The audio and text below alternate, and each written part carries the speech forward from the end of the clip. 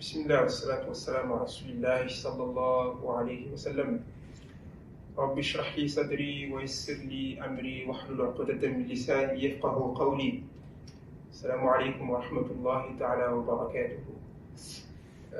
Mes frères et mes sœurs, que la paix soit sur vous. Un jour, le prophète sallallahu alayhi wa sallam, il était avec Mu'adh ibn Jabal radiyallahu anhu, et il le tient par la main et il lui dit: Ya Mu'adh, wallahi inni uhibbuk. Le prophète sallallahu alayhi wa sallam, il jure par Allah, il dit: Oh Mu'adh, par Allah je t'aime. Et le prophète sallallahu alayhi wa sallam, il n'a pas besoin de jurer pour montrer sa sincérité, parce qu'il ne part pas par l'effet des passions. Le prophète sallallahu alayhi wa sallam, quand il dit une parole, c'est véridique, sallallahu alayhi wa sallam. Mais là, pour montrer l'importance de la parole, il a dit: Wallahi, par Allah, ya Mu'adh, inni uhibbuk. Certes, je t'aime. Je vais te dire des paroles. Je te conseille de ne jamais les abandonner après chaque prière. Le prophète sallallahu alayhi wa sallam, il dit à Mu'adh: Wallahi, je t'aime et je vais te donner des paroles. Je te conseille de ne jamais les abandonner après chaque prière. Il lui dit: Ya Mu'adh, après chaque prière, dis Allahumma a'inni ala dhikrika wa shukrika wa husni ibadatik. Allahumma a'inni ala dhikrika wa shukrika wa husni ibadatik. C'est-à-dire, oh Allah, aide-moi à t'évoquer, à être reconnaissant, et aide-moi à faire de ce qui est mieux parmi les adorations. Quand on regarde la dua, le prophète sallallahu alayhi wa sallam, il lui dit de demander à Allah l'aide, de l'aider à évoquer. Parce qu'en réalité, quand le musulman ou la musulmane accomplit une action, c'est uniquement, seulement par l'aide d'Allah subhanahu wa ta'ala. Allah, il t'a aidé. Et si Allah ne t'aide pas, tu ne peux pas accomplir les actions. C'est pour ça qu'un jour, un compagnon, Jabir radiallahu anhu, il est venu voir le prophète sallallahu alayhi wa sallam, il a dit: informe-moi sur une action qui va me rapprocher du paradis et qui va m'éloigner de l'enfer. Et ensuite, le prophète sallallahu alayhi wa sallam, il lui donne un conseil, il lui dit: mais certes, innahu la yasirun ala man yassara Allahu la. Certes, le conseil que je t'ai donné, il est facile pour qui Allah subhanahu wa ta'ala il a facilité. La religion, elle est simple pour qui Allah subhanahu wa ta'ala il a facilité. C'est pour ça que le prophète sallam, il dit à Mu'adh: demande à Allah de t'aider à l'évoquer. L'évocation. Donc on va parler un peu de l'évocation. L'évocation qui est différente de l'invocation. L'évocation, c'est le zikr, et l'invocation, c'est la dua. Et l'évocation, le zikr, ça veut dire se rappeler. C'est un rappel. Se rappeler d'Allah subhanahu wa ta'ala.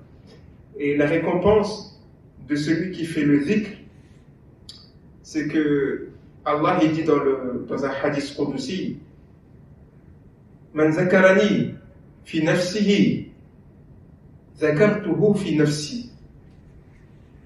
Allah il dit: celui qui m'évoque en lui-même, je l'évoque en moi-même. C'est-à-dire celui qui évoque Allah subhanahu wa ta'ala, que ce soit par la lecture du Coran, parce que le meilleur dhikr, afdalu dhikr, qira'at al-Qur'an. Le meilleur dhikr, c'est la lecture du Coran.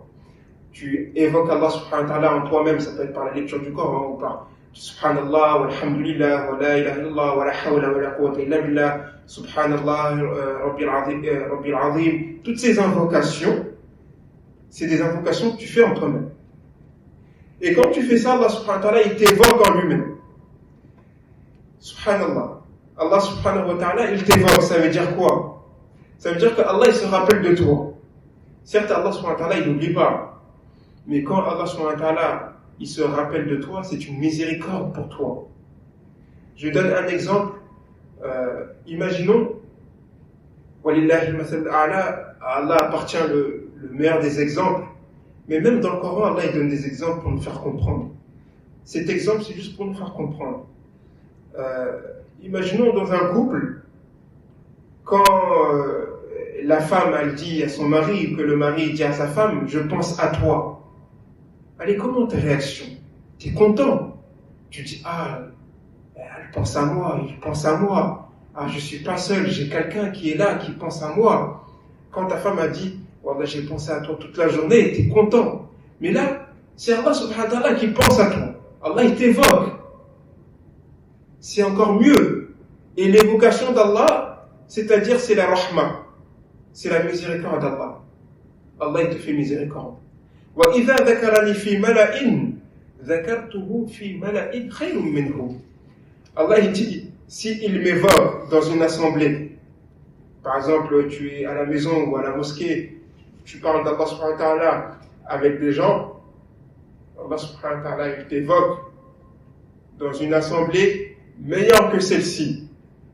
Une assemblée meilleure auprès d'Allah, c'est quoi? C'est avec les anges. Les anges les plus rapprochés d'Allah. Et Allah, il t'évoque avec ton nom auprès des anges. Regardez, mon serviteur, un tel, il m'évoque et devant les anges. Et c'est pas tout. Et les malaïkas, ils font dua pour toi tant que tu es en évocation. C'est pour ça qu'Allah dit dans le Coran, Huwa alladhi yusalli alaykum wa malaikatuhu. C'est Allah subhanahu wa ta'ala qui prie sur vous. Et la prière d'Allah sur quelqu'un, c'est la miséricorde d'Allah. La miséricorde d'Allah subhanahu wa ta'ala envers son serviteur. Wa malaikatuhu, et la prière des malaïkas, c'est istighfar. Les malaïkas, ils demandent pardon à Allah subhanahu wa ta'ala pour toi tant que tu es en évocation. Et l'évocation, mes très chers frères et mes sœurs, c'est le médecin et le médicament du cœur. L'évocation, c'est la lumière du cœur et la guérison du cœur. Parce que les savants, ils ont dit qu'il y a 3 cœurs. Il y a un cœur qui est très sale. Il y a un cœur qui est très propre. Et il y a un cœur il est mélangé. Et le 3e cœur, c'est la situation de beaucoup de musulmans. C'est-à-dire, quand par exemple c'est le Ramadan, son cœur il rentre dans l'ambiance du bien, il rentre dans le bien. Après le Ramadan, il écoute un peu la musique, l'âme apprend le dessus sur le mal. Ensuite, quand il y a un décès, l'âme apprend le dessus sur le bien. C'est-à-dire, l'âme elle est comme ça. Il y a l'âme qui est très sale, il y a une âme propre, c'est l'âme des croyants, et il y a l'âme qui change tout le temps. Et pour avoir cette âme-là des croyants, que Allah subhanahu wa ta'ala, il appelle dans le Coran, qalbin salim, un cœur pur, et c'est ce cœur-là qui sera accepté, bien sûr, après la mort. C'est pour ça qu'Allah il dit, Yawm al-Qiyamah, c'est que le cœur pur qui sera accepté. Illa man Allah bi qalbin salim. C'est-à-dire, le musulman, surtout pendant le Ramadan, il fait des efforts pour se rapprocher d'Allah à travers l'évocation, surtout pendant le Ramadan. Et la meilleure des évocations, c'est la lecture du Coran. Le Coran, sa période, c'est le Ramadan. Lecture du Coran, c'est toute l'année. Mais le Ramadan, c'est une occasion spéciale. Et la majorité des savants, quand arrive le Ramadan, ils ferment tous les livres, que ce soit les livres sur la jurisprudence et tout, etc. Ils gardent que le Coran.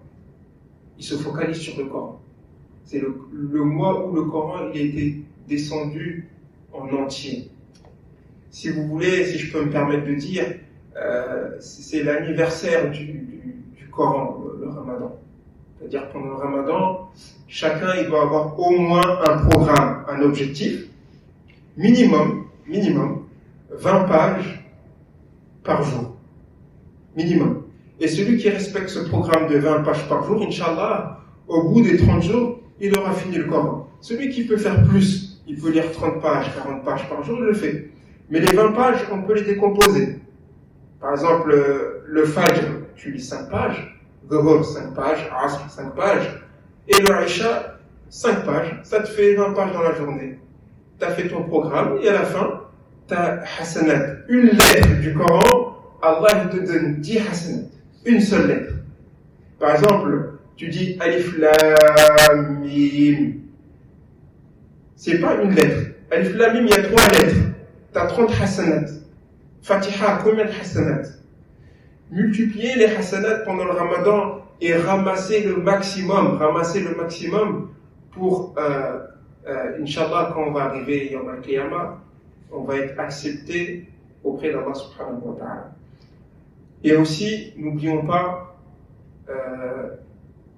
le projet de la mosquée, très important.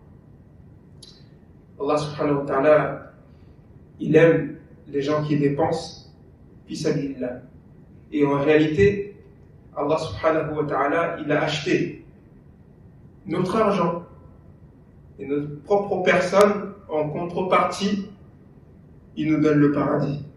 Inna Allah ashtara min al-mu'minin anfusahum wa amwalahum bi anna lahumul jannah. Ton argent et ta propre personne, si tu la donnes à Allah subhanahu wa ta'ala, en contrepartie, Allah il te donne le paradis. C'est comme, vous voyez, un papa, par exemple, un papa qui achète des bonbons pour ses enfants. Il a acheté 2 paquets de bonbons. Il donne un paquet à son enfant. Et ensuite, le papa, il dit à son fils, donne-moi des bonbons. Si le fils, il refuse, est-ce que le papa, il va lui donner le 2e paquet? Il ne va pas lui donner. Il va dire, ah, parce que tu es comme ça. Je t'ai donné un paquet et tu ne veux pas me donner? Ok, il va garder l'autre paquet. Mais si l'enfant, il le redonne à son père, par reconnaissance, ah, papa, tu m'as donné des bonbons, je vais te redonner. Qu'est-ce que le papa il va faire? Le papa il va dire, non, c'est pas grave, garde tes bonbons, j'ai un 2e paquet, il va lui redonner. Et le meilleur exemple appartient à Allah. Allah, c'est pareil. Quand on donne à Allah, il nous rajoute. Mais il faut donner. Quand Allah il te donne, il ne faut pas être avare. Allah il te donne, et toi tu redistribues derrière, Allah il te donne encore plus. C'est ça le croyant. Le croyant, yukadhibu an-nazar wa yusaddiqu al-khabar. Le croyant, tout ce qui est les informations d'Allah et le prophète, il le rend véridique. Et Allah il le dit, le prophète sallam il le dit aussi dans un hadith, que jamais une sadaqa a diminué dans une richesse. Tu as 20 euros, tu as donné 10 euros fi sabilillah, toi tu vois qu'il te reste 10 euros, mais le prophète sallam il dit non, il ne te reste pas 10 euros, tu as plus. C'est pour ça que le croyant, il doit mettre toujours les récompenses devant lui et les paroles du prophète sallallahu alayhi wa sallam.